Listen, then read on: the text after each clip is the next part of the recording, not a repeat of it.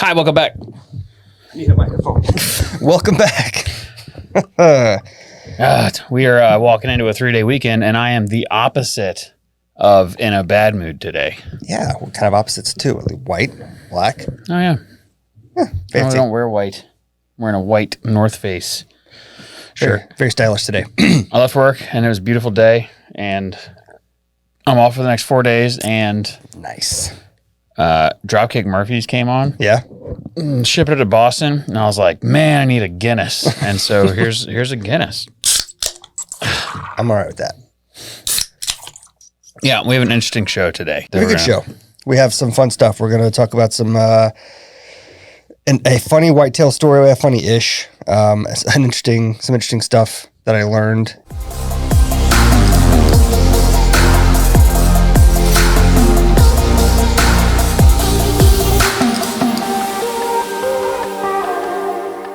Yeah, so let's get into the whitetail stuff. Let's do it. Season's coming up.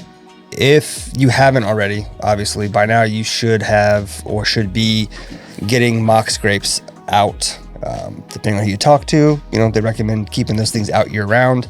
But if you're going to set them up for the season, now's the time to do that. I was watching a video and I can't remember where. If I can think about it and I remember to find it, I'll send it to you so you can put it in the video. And I'll put the link in the podcast notes. But the guy was describing a way of doing a scrape. And so when you make a mock scrape, as you know, they're generally found underneath or in very close proximity to a licking branch. The way the deer sort of communicate, they like to paw out the dirt. They make that scrape there. And then they will rub the tree. They will lick the branch above them and rub their glands on it that are at the base of their antlers. And they leave all kinds of scent, and that's how they communicate. Right. This guy showed a way of doing this. A lot of times you'll see people try to find a naturally low-hanging branch, or they will cut a branch to sort of fall. And I've seen people even go as far as planting a tree somewhere specifically for that has low-hanging branches. And I've even seen what are referred to as horizontal licking branches, where they take a branch and use lashings to put it between two trees with some branches hanging off it. I've seen a bunch of different ways, except for the way this guy did it. What this guy did was he took a vine. He recommends a vine or a branch that is native to that area. It's already there, basically. And he takes and he cuts it and he attaches a rope to one end, hangs it from something, and just hangs it straight down. So it's just like a stick, just hanging down. But it's a vine? But it's a vine or a branch. And he showed tons of video of deer just fascinated with it. So I think it gets used as much as a licking branch normally would, but I think it's also just fascinating to deer. If you ever watch deer in the woods enough, you know that they can be a little playful and curious. Well, maybe they see that one and like, this one's different from the rest, and I want this one to be mine.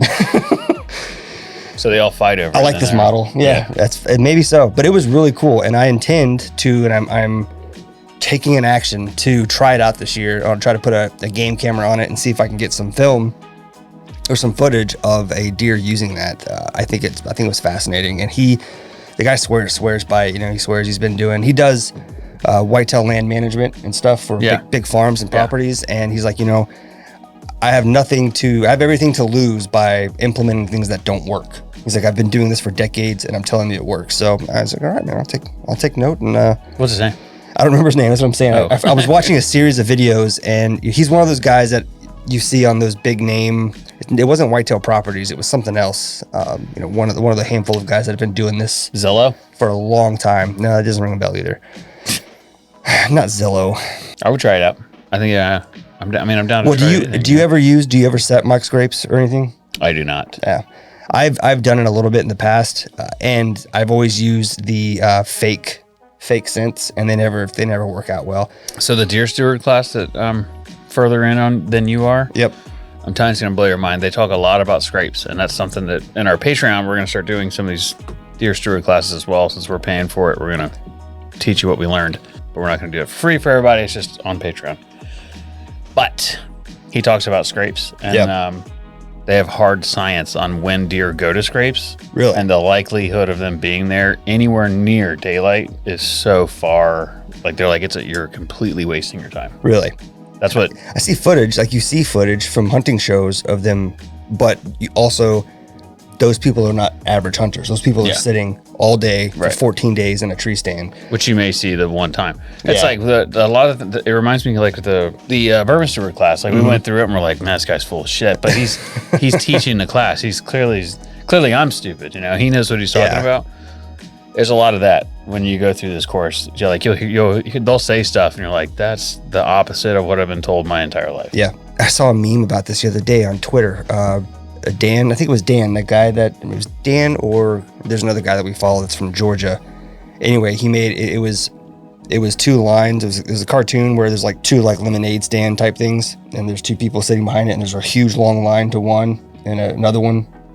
And the one with the long line is like deer advice from influencers, and the other one is like hard science data supported deer advice. Yeah. And there's nobody at the, and I guess that goes along with that. But yeah, I think stuff just gets perpetuated through social media and stories because it sounds good, and maybe something works one time for a guy and then he swears that's. I also think that people want to be right about what someone told them. You know what I mean? Like somebody tells you something that's not true and you want to be right about it. So you hear someone else say it and you're like, that's my guy. He knows. He also knows the thing that I know that no one's ever looked up. Yeah. I see that a lot with dude, I've been low key snooping on some people, like other podcasts that not like anyone you would think of, but not like in our world. But anyway, listening to them like talk to people about being influencers and listening to their opinions and how they think about the world, and they're like, you got to be like really nice and just reach out to everybody and have total respect.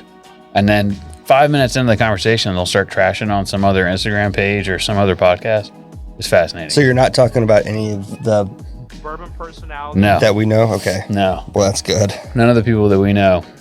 Yeah, that'd be fun though if I was listening to them and then they were trashing us. I was listening to one the other day and they were talking about invasive species. I'm not gonna say which one because it'll give it away, but a certain invasive species, and the guy was like, leave them alone, blah blah. Like you're a piece of shit if you kill them and all this stuff. And I'm just sitting there thinking, we would never get along. So I was like, this would be the perfect time to be like, I'm not a piece of shit like whiskey and whitetails. Well, I mean, killing deer. Invasive species are invasive for a reason. There's a reason they're dubbed that. Yeah, like those snakes, the 200-pound snake they all killed. The other animals that you like and are going to care for, they're directly putting those ecosystems or animals in danger. Also, if you're a vegan, I will let you say these things.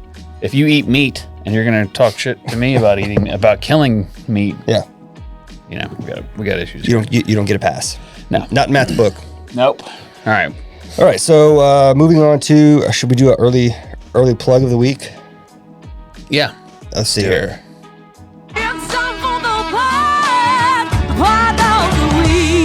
All right, so maybe should we record that and let you sing it? Yeah, way better. So I recorded this I saw this and I was like, man, we got to talk about this week. The Wildlife Research Center, who you know as the creators and makers of scent killer products, so the sprays, the washes, stuff for your laundry, golden estrus gold, deer lures and scents, all big popular things you see every year. They have the big bright red and gold bottles. Everybody knows it, even if you don't think you know it, you've seen it before. They just released a new power deer attractant called Bucknip. Bucknip?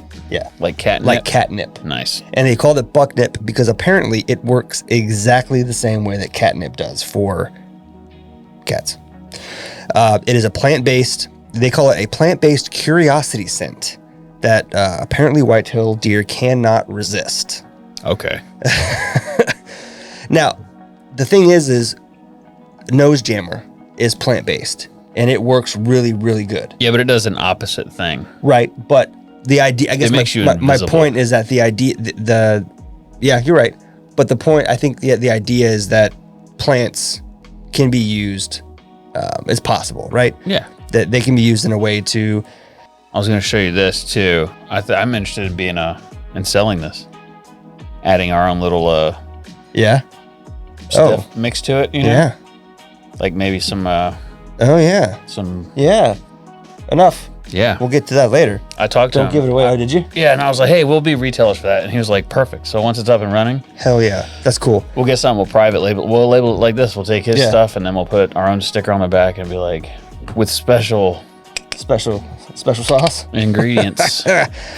Anyways, so this stuff is apparently really good all year, but they said it's especially effective on bucks during the early bow season, which is different depending on where you live, but generally bow season or archery starts earlier in the season. And I think that's probably because the bucks are still in bachelor groups. They're still curious. They're still being very social. Yeah. And what this thing apparently does is similar to the way catnip works. It triggers receptors and stimulates the olfactory bulb of the brain, which has an impact on the amygdala, which is a region in the midbrain that triggers and causes this physical reaction of them wanting to go check out and see what the scent is. What is it? So that is, it comes in one of those cans, like this tall that you see. How much do you need to eat? Like green. A lot of it? I don't know. It didn't say. It's apparently very new because I had a hard time even finding it on the website. I wonder if you like throw it up in the air or if they could smell it on the ground. Yeah, I don't know. Just put it in your lap. As soon as I can get some. What if you just open the can and put it under your seat in the tree stand? Maybe you just spray yourself down with it. And you just, it's a liquid? Yeah, it's a spray. It's a spray. So my guess is I don't really want the deer to come to me, though. Well, I'll shoot them on their way to me, yeah. Yeah. Well, I don't want them to be like coming through the woods and I don't see them and they see me. That's true. This is a story. Okay. We all about how your life got turned upside down. Yeah. So we talked about something on the last podcast or whatever, and I alluded to a story that I said I was going to talk about, and this is that story.